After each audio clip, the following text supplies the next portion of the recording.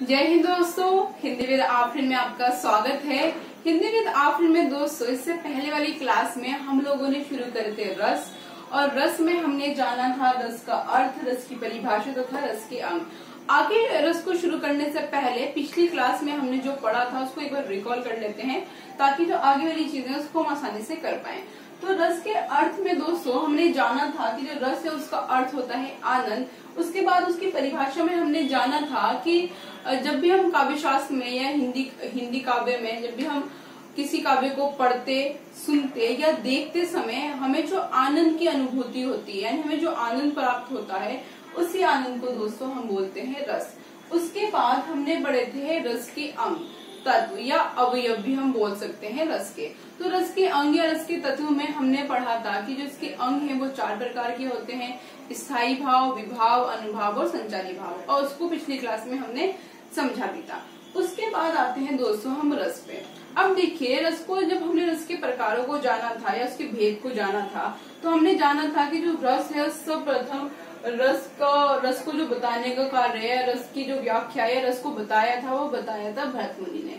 और भरत मुनि ने 8 रस के बारे में ही बताया था। उसके बाद एक रस और आया जो था, जिसका नाम था शांत रस, और इसको लेके आए थे उद्भट जी। और पिछली क्लास में मैं भूल गई थी, जो शांत रस को लेके आने वाले जो कवि थे उनका नाम था उद्भट जी। उसके बाद 2 रस और हैं जिनको इसमें जोड़ लिया गया, और अब जो रसों की संख्या मानी जाती है वो 11 मानी जाती है। तो इस प्रकार से हमने जो रसों की संख्या देखी, वो देखी हमने 11, जो सर्वसम्मति या सबकी सहमति से 11 रस ही गिने जाते हैं।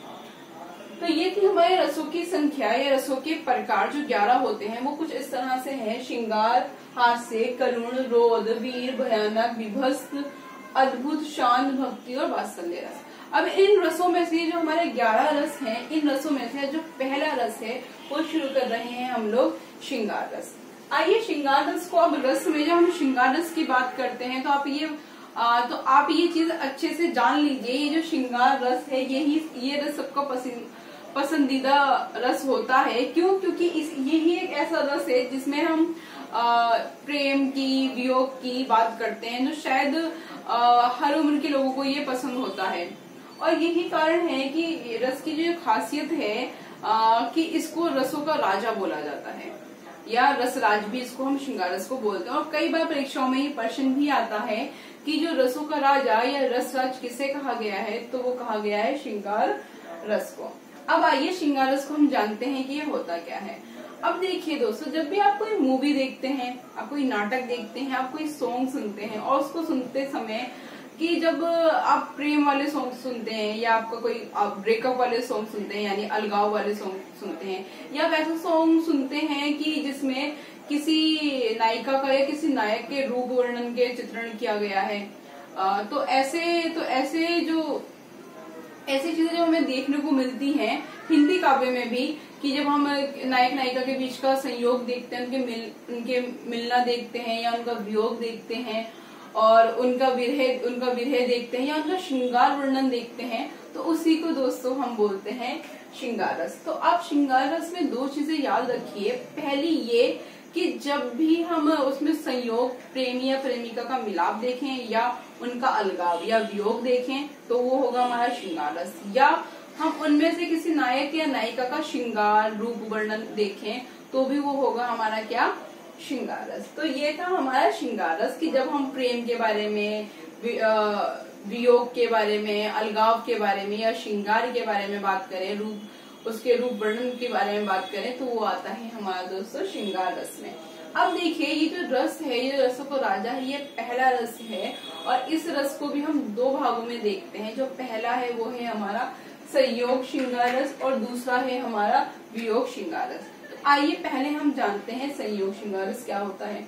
अब देखिए, संयोग श्रृंगार रस वह श्रृंगार रस होता है जिसमें हम, अभी मैंने आपको बताया कि जिसमें हम किसी नायक नायिका या किसी हीरो हीरोइन का मिलाप देखते हैं, कि वो मिल रहे होते हैं, बहुत खुश होते हैं, साथ में घूम रहे होते हैं, जा रहे होते हैं, तो वहां पर आता है हमारा श्रृंगार रस। उसके बाद आता है वियोग रस, जहाँ पर आप देखते हैं कि हीरो हीरोइन का ब्रेकअप हो गया है, वो लोग अलग हो गए हैं, और उसके दुख में वो लोग गाने गा रहे हैं, शायरी लिख रहे हैं, जो भी कार्य कर रहे हैं, तो वो आता है दोस्तों हमारा वियोग श्रृंगार रस में। आइए सबसे पहले हम संयोग श्रृंगार रस देखते हैं। अब देखिए जो संयोग श्रृंगार रस है और रस को जो पढ़ाया था इसके अंग में, तभी मैंने इसके अंग के बारे में आपको डिटेल में बताया था। अब देखिए एक बार हम देख लेते हैं कि हम संयोग श्रृंगार रस पढ़ते हैं तो किस तरह से इन अंगों को देखते हैं। सबसे पहले हम देखते हैं इसमें भाव कौन सा है, फिर आश्रयालंबन, विषयालंबन या उद्दीपन, ये तीनों किसके थे हमारे, ये थे हमारे विभाव के अंग। उसके बाद हम देखते हैं अनुभाव, उसके बाद हम देखते हैं संचारी भाव। अब देखिए स्थायी भाव में तो हम जानते हैं कि उसमें उस समय कौन सा भाव है, स्थायी भाव। आश्रयालंबन में जिसके मन में प्रेम हो रहा होता है, विषयालंबन में जिसके प्रति हो रहा होता है, उद्दीपन में जो एक वहाँ का वातावरण होता है, वहाँ की स्थिति होती है, परिस्थिति होती है, वो हम देखते हैं कि चांदनी रात है, वर्षा हो रही है, एकांत है, कुछ अच्छा संगीत बज रहा है, या ऐसी कोई परिस्थिति है या स्थिति है जिसमें वो जो प्रेम के लिए उद्दीप्त हो रहा है या वो प्रेम के लिए आपको एक परिस्थिति मिल रही है, तो वहाँ पर आता है हमारा उद्दीपन। अनुभाव में हम देख लेते हैं कि ये जो कारण थे स्थायी भाव के लिए जो कारण थे, उसके बाद जो क्रिया या प्रतिक्रिया या जो चेष्टा होती है, जो अनुभाव होता है, जैसे शर्माना, मुस्कुराना, अवलोकन, स्पर्श, ऐसी सारी चीजें होती हैं, तो वहां पर आता है हमारा अनुभाव। संचारी भाव में देखते हैं कि संचारी भाव, इन सब की संचारी भाव के द्वारा हम देखते हैं कि एकदम से जो भाव आता है, लज्जा का, जिज्ञासा का, हर्ष यानी खुशी का, तो ये सारे जो भाव आते हैं और ये भाव हमें पुष्टि करते हैं कि ये कौन सा रस है, ये श्रृंगार रस है। तो ये सारे इसके अंग हैं। अब आइए हम लोग उदाहरण के माध्यम से देखते हैं कि संयोग श्रृंगार रस किस तरह से हमें देखने को मिलते हैं। तो देखिए ये पहला उदाहरण देखिए इसका। राम के रूप निहारती, जानकी कंगन के नग की परछाई, ताते समय सूधी भूल गई, कर टेक रही पल टारत नहीं। अब यहाँ पर देखिए ये जो वर्णन किया गया है, यहाँ पर जो सीता जी हैं और जो राम जी हैं उनका विवाह हो रहा है, एक माहौल बना हुआ है, और जो राम जी हैं वो सीता जी के साथ हैं, पर सीता जी उनको सीधा सीधा नहीं देख सकती। क्यों? क्योंकि हमारी ऐसी संस्कृति है कि ऐसा माना जाता है कि वधू सबके सामने वर को ना देखे।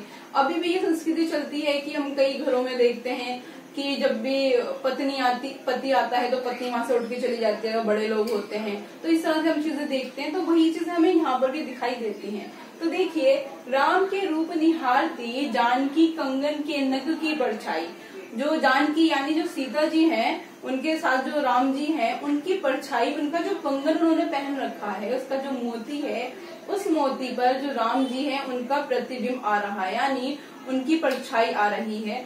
और जो जानकी है वो नग की परछाई में उनको क्या कर रही है, निहार रही है कि राम जी कितने अच्छे लग रहे हैं। उसके बाद देखिए, ताते समय सुध ही भूल गई, वो इतने अच्छे लग रहे हैं कि जो सीता जी हैं वो अपनी सुध ही भूल गई। राम जी को जब वो कंगन में अपने देखती है, वो सीधा उठा के नहीं देख सकती, तो इसलिए वो कंगन के नग में राम जी को देख रही हैं। कर टेक रही पर टारत नाही, यानी उन्होंने जो हथेली उनकी जो है उन्होंने टेक रखी, एक पल के लिए भी वो हटा नहीं रही है, क्योंकि जैसे ही वो हटाएंगी अपनी हथेली को तो उनकी कंगन के मोती पे जो राम के प्रतिबिंब पड़ रहा है वो भी क्या हो जाएगा, हट जाएगा, धूमिल हो जाएगा। तो यहाँ पर आप देखिए कि जो कवि हैं तुलसीदास जी, उन्होंने कितना अच्छा वर्णन करा है कि राम जी और सीता जी का विवाह हो रहा है और सीता जी अपने होने वाले पति को निहार रही हैं, पर एक मर्यादा के साथ, सीधा सीधा उनको नहीं देख रही हैं। तो वो जो रूप वर्णन किया गया है, एक प्रेमिका का प्रेमी के लिए या एक पत्नी का पति के लिए, तो हमें यहाँ पर कौन सा भाव दिखाई दे रहा है, प्रेम का भाव दिखा रहा है, रति का भाव दिखाई दे रहा है। यानी हमारा जो स्थायी भाव आएगा वो कौन सा आएगा, रति आएगा। इसमें हमें रति भाव दिखाई दे रहा है।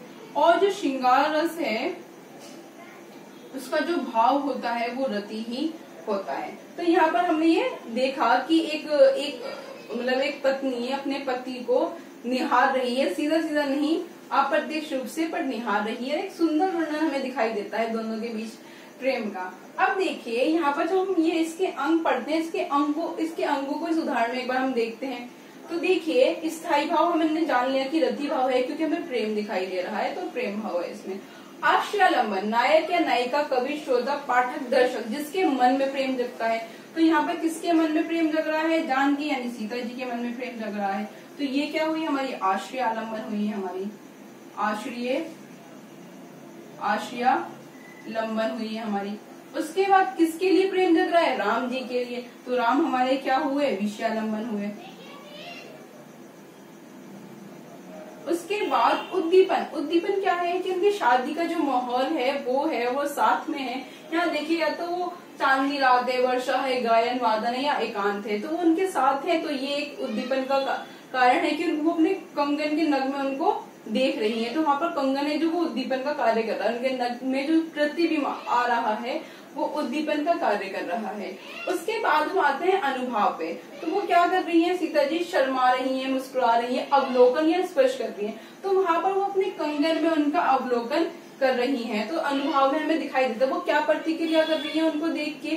पहले हमने यहाँ देखा उनके कौन सा स्थायी भाव जगह है? रति भाव है, वो जगह है। फिर किसके मन में? सीता जी के मन में। किसके लिए? विषय कौन है हमारा? राम जी। फिर वहाँ का जो उद्दीपन क्या है? वो जो शादी का माहौल है और जो कंगन है वो उद्दीपन का कार्य कर रहा है। फिर अनुभाव क्या कर रही है वो? उसके बाद वो प्रतिक्रिया क्या कर रही है? कार्य क्या कर रही है?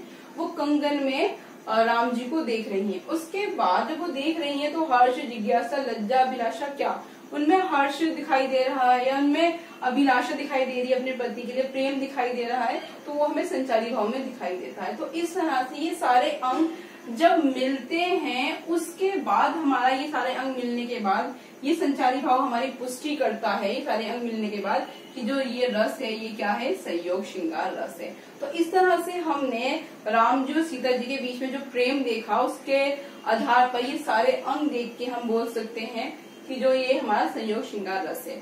अब देखिए, कहीं कहीं पर हमें विषयालंबन नहीं दिया होता, सीधा उद्दीपन दिया होता है। तो वो जब हम कविता पढ़ते हैं या जब भी हम कोई काव्य पढ़ते हैं तो उसको देख के हमें समझना होता है कि कहाँ पर उद्दीपन आ रहा है, कहाँ पर विषयालंबन आ रहा है। तो इस तरह से ये हम समझते हैं या हमने जाना कि ये जो कविता है या जो काव्य की पंक्तियां हैं वो कौन सी हैं? श्रृंगार रस की है। उसके बाद आते हैं हम अन्य उदाहरण देखते हैं। तो देखिए, मेरे तो ये जो उदाहरण है ये मीरा जी का है। देखिए, मेरे तो गिरधर गोपाल दूसरो ना कोई, जाके सिर मोर मुकुट मेरे पति सोई। यानी यहाँ पर जो मीरा जी हैं वो किसको बता रही है? अपना पति किशन जी को बता रही हैं कि जो मेरे पति हैं जिन्होंने सिर पे मोर मुकुट पहना है वही मेरे पति हैं और मेरा कोई पति नहीं है। तो यानी किशन जी के प्रति जो मीरा जी है उनका क्या दिखाई दे रहा है? प्रेम दिखाई दे रहा है, यानी रति भाव दिखाई दे रहा है। हम जानते हैं कि जहाँ प्रेम भाव आए, रति भाव आए, वो हमारा क्या होता है? श्रृंगार रस होता है।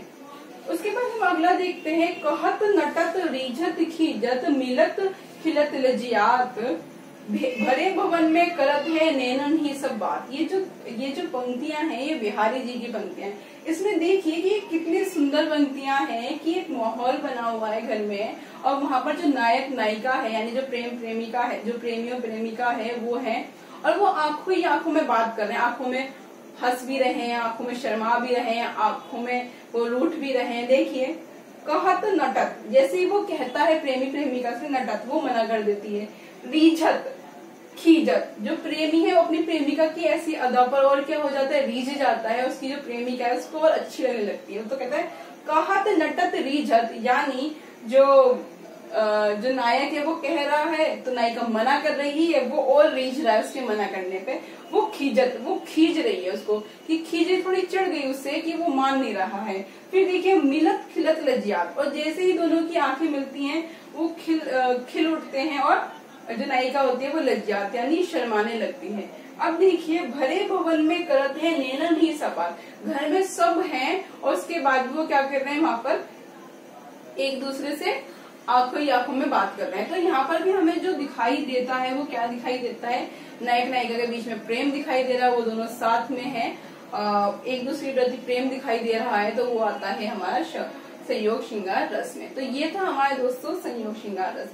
उसके बाद आते हैं वियोग श्रृंगार रस में। अब वियोग श्रृंगार रस में मैंने आपको बताया ही है कि वियोग श्रृंगार रस वह रस होता है जहाँ पर हमें नायक और नायिका का अलगाव। जैसे होता है कि पत्नी गांव में होती है और पति उनको छोड़ के शहर चले जाते हैं, तो वहां पर जो पत्नियां हैं वो वियोग में होती हैं। या पहले के समय में कि नायक छोड़ के नायिका को युद्ध पे चला जाता था, तो वहां पर जो नायिका होती थी वो नायक के वियोग में होती थी। या वो दूसरे देश कमाने चला जाता था तो उसके वियोग में होती थी या उसके दुख में होती थी। उसके मन में अपने पति के लिए जो प्रेम था वो उससे नहीं मिल पा रही है, और जो तड़प है उस तड़प को, उस दुख को ही हम बोलते हैं वियोग। और यहाँ पर हम देखते हैं इसको वियोग श्रृंगार रस के रूप में। अब इस वियोग श्रृंगार रस को भी हम इसी रूप में देखते हैं, स्थायी भाव, आशालंबन, विषालंबन, उद्दीपन, अनुभाव, संचारी भाव के रूप में हम देखते हैं। आइए इसको उदाहरण के माध्यम से समझते हैं। तो देखिए, हे खग, इसका पहला उदाहरण देखिए, तुलसीदास जी का ही है ये भी। हे खग, हे खग, हे मृग, हे मधुकर श्रेणी, तुम देखिए सीता मृग नैनी। अब यहाँ पर देखिए, यहाँ पर भी राम जी और सीता जी का था और यहाँ पर भी राम जी और सीता जी का अंतर देखिए। यहाँ पर इनका विवाह हो रहा है और जो सीता जी है वो राम जी को क्या कर रही है, निहार रही है, उनका अवलोकन कर रही है और यहाँ पर उनका संयोग हो रहा था। अब यहाँ पर देखिए, जब रावण सीता का हरण कर लेता है और वो उनको लेके चला जाता है, तब जब राम उनको पूरे वन में ढूंढते फिर रहे हैं, तो यहाँ पर वो क्या तड़प दिखाई गई है उनके लिए। हे खग, हे मृग, ए मधुकर श्रेणी, तुम देखिए सीता मृग नैनी। जब रावण सीता जी को ले जाता है उनका हरण करके, तो जो राम जी पूरे वन में ढूंढ रहे होते हैं सीता को, और जितने भी पशु पक्षी होते हैं उनसे पूछते क्या तुमने सीता मृग नैनी को देखा है। यहाँ पर मतलब क्या अपने एक जो उनका साथी है उसके प्रति क्या दिखाई गई है, एक तड़प। क्यों? क्योंकि जो उनका साथी है, जो उनकी पत्नी है वो अलग हो चुकी है, कहीं दूर चली गई है, उनको पता नहीं है वो कहाँ है, तो वो अपने साथी के लिए क्या कर रहे हैं, वियोग में है, दुख में है, तड़प रहे हैं। तो यहाँ पर हमें दिखाई देता है कौन सा रस, वियोग श्रृंगार रस। अब देखिए, वो किसके बारे में यहाँ पर पूछ रहे हैं, अपनी पत्नी के बारे में पूछ रहे हैं। क्यों? क्योंकि उनको अपनी पत्नी से प्रेम है। तो हम देखते हैं स्थायी भाव में, वियोग श्रृंगार में भी हमारा जो आता है भाव, स्थायी भाव आता है, वो आता है हमारा रति भाव। उसके बाद हम देखते हैं आश्रय आलम्बन। अब देखिए कैसे जो आश्रय आलम्बन है बदल गया। यहाँ पर जो आश्रय आलम्बन है वो है हमारे कौन, राम जी, और जो विषय आलम्बन है वो कौन है, सीता। अब यहाँ पर देखिए क्यों राम जी क्यों है, क्योंकि राम के मन में सीता के प्रति प्रेम है। तो राम हमारे आश्रय आलम्बन राम के मन में है, किसके लिए है, सीता के लिए है। तो सीता हमारी क्या है, विषय आलम्बन। यहाँ पर उल्टा था, यहाँ पर सीता जी हमारी आश्रय आलम्बन थी। क्यों? क्योंकि उनके मन में प्रेम था, किसके लिए, राम जी के लिए। तो राम हमारे क्या थे, विषय आलम्बन। तो इस तरह से यहाँ पर जो है ये क्या है, इसका बिल्कुल उल्टा हो गया है। अब राम जी क्या हो गए हैं, आश्रय आलम्बन, और सीता जी क्या हो गई हैं, विषय आलम्बन। उद्दीपन क्या है, उद्दीपन ये है कि वहाँ पर वो एकांत यानी वो अकेले हो गए हैं और उनको वो नहीं, सीता जी नहीं दिखाई दे रही, तो उनका जो वियोग का जो दुख, जो उनकी तड़प है उसका भाव दिखाई दे रहा है। देखिए यहाँ पर इसमें उद्दीपन में यही वाली चीजें यहाँ पर भी, ये वाली चीजें यहाँ पर भी आएंगी। तो हमें यहाँ एकांत दिखाई देता है, तो जो उनका जो भाव है वो क्रिया प्रतिक्रिया करने के लिए, यहाँ से ये वो कारण है कि सीता उद्दीपन, ये जो आशालंबन, विषालंबन, उद्दीपन हमने पढ़ा था, इसमें हमने पढ़ा था ये होता है कारण। तो उद्दीपन यानी उनको सीता जी दिखाई नहीं दे रही, वो एकांत है, उनको मिल नहीं रही, तो उनका जो भाव है यहाँ पर उद्दीपित हो रहा है, यानी निकल के बाहर आ रहा है। अनुभाव, अब वो क्या कर रहे हैं, पूरे जंगल में, पूरे वन में वो आह भर रहे हैं या अश्रु बह रहे हैं। वो पूछ रहे हैं कि हे खग, हे मृग, मधुकर श्रेणी, कहाँ तुम देखी सीता मृग नैनी, क्या तुमने मेरी सीता को देखा है। वो इतना दुखी है कि वो आह भर रहे हैं, उनकी आंखों से आंसू बह रहे हैं। तो यहाँ पर हमें अनुभाव भी दिखाई देता है। उसके बाद संचारी भाव देखिए, अब यहाँ पर जब वो पूरे वन में सीता को ढूंढते फिर रहे हैं, तो यहाँ पर हमें सीता के प्रति उनकी क्या दिखाई देती है, चिंता और विषाद, यानी हमें सीता के प्रति उनका क्या दिखाई देता है, दुख दिखाई देता है संचारी भाव में। तो ये सारी चीजें मिलके इस चीज की पुष्टि करती हैं कि ये जो रस है वो है हमारा वियोग श्रृंगार रस। तो इस तरह से हमने वियोग श्रृंगार रस को जाना। उसके बाद अगला उदाहरण देखते हैं। तो देखिए, निशे दिन बरसत नैन हमारे, सदा रहत पावस ऋतु हम पर, जबते श्यामा सिधारे। अब यहाँ पर देखिए, ये जो हमने तुलसीदास जी की पंक्तियां पढ़ी थी, ये जो अगली पंक्तियां हैं ये है सूरदास जी की। और सूरदास जी ने बहुत ही सुंदर एक भ्रमर गीत लिखा है, और भ्रमर गीत में कैसे वो गोपिया कृष्ण जी के बारे में बताते हैं। और एक उद्धव नाम का जो ज्ञानी व्यक्ति होता है, जिसको अपने ज्ञान में बहुत ही घमंड होता है, वो कहता है कि ज्ञान है तो सब है। तो जो कृष्ण जी होते हैं वो मुस्कुराते हैं और कहते हैं कि ठीक है, आप जाइए और जरा गोपियों से मिलके आइए। तो वो जो उद्धव होते हैं, जो मतलब ये जो पंक्तियां हैं उसके पीछे की मैं आपको कहानी बता रही हूँ कि किस तरह से ये पंक्तियां वहां पर आती हैं। तो जो उद्धव है, जब कृष्ण जी उद्धव को भेजते हैं गोपियों के पास, तो वो आते हैं और वो गोपियों को समझाते हैं कि अरे तुम क्यों परेशान हो, कोई बात नहीं, कृष्ण जी आपसे दूर चले गए, आप अन्य कार्य करिए, दूसरी चीजें देखिए, खुश रहिए।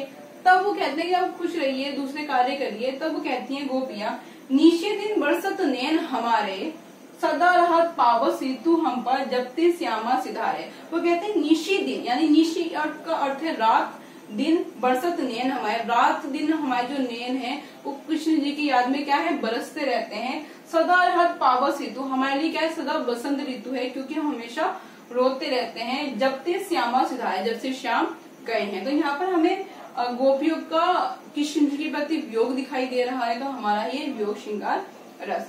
उसके बाद देखिए अगला उदाहरण, उधो मन नाही 10-20, एक खुतो सो गयो श्याम संग को आराधे ईश। अब देखिए यहाँ पर जब वो गोपियां रो रही हैं तो उद्धव समझा रहे हैं उनको कि अरे मत रो, और भी ईश्वर हैं, आप उनकी आराधना करिए, खुश रहिए, क्यों आप बेकार में दुखी होती हैं। तब गोपियां उनको जवाब देती हैं और कहती हैं कि उद्धव मन नाही 10-20, यानी मेरा जो मन है वो 10-20 नहीं है, सिर्फ एक ही मन है मेरा, और वो जो मेरा मन है एक खुतो सो गयो श्याम संग, मेरे 10-20 मन नहीं है, हमारा एक मन था वो श्याम के साथ चला गया।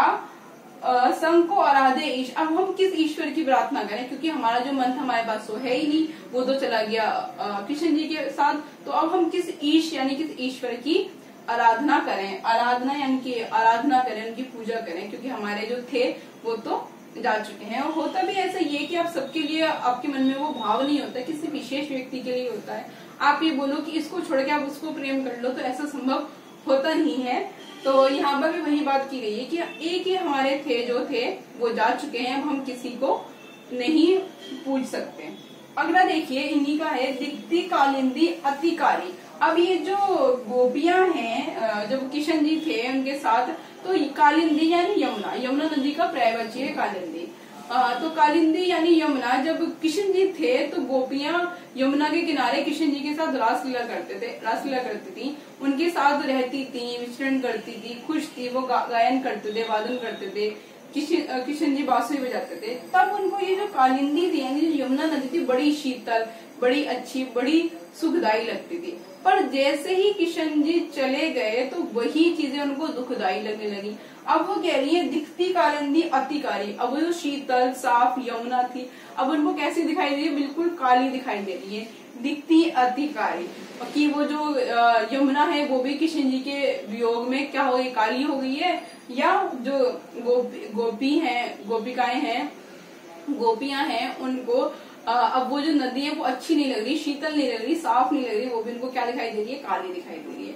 तो इस तरह से हमें वियोग श्रृंगार रस में हमें ये दिखाई देते हैं। तो दोस्तों आज की क्लास में हमने जाना कि श्रृंगार रस क्या होता है, तथा श्रृंगार रस के जो दो भेद हैं, संयोग श्रृंगार रस तथा वियोग श्रृंगार रस, उसको हमने जाना कुछ उदाहरण के माध्यम से। तो दोस्तों मैं उम्मीद करती हूँ कि आपको रस में ये जो श्रृंगार रस है वो समझ में आया होगा। और दोस्तों अगर आपको ये वीडियो पसंद आ रही है तो आप इस वीडियो को लाइक शेयर करना ना भूलें, क्योंकि ये हिंदी जो विषय है या हिंदी का ये जो रस है या दूसरी चीजें जितनी ज्यादा से ज्यादा लोग पढ़ेंगे उनको उतना ही ज्यादा से ज्यादा लाभ पहुंचेगा। तो मैं चाहती हूँ जो मेरी वीडियो है वो ज्यादा से ज्यादा लोगों में पहुंचे। तो आज के लिए दोस्तों इतना ही, अगली क्लास में हम लेके आएंगे हास्य रस और करुण रस। बहुत बहुत शुक्रिया।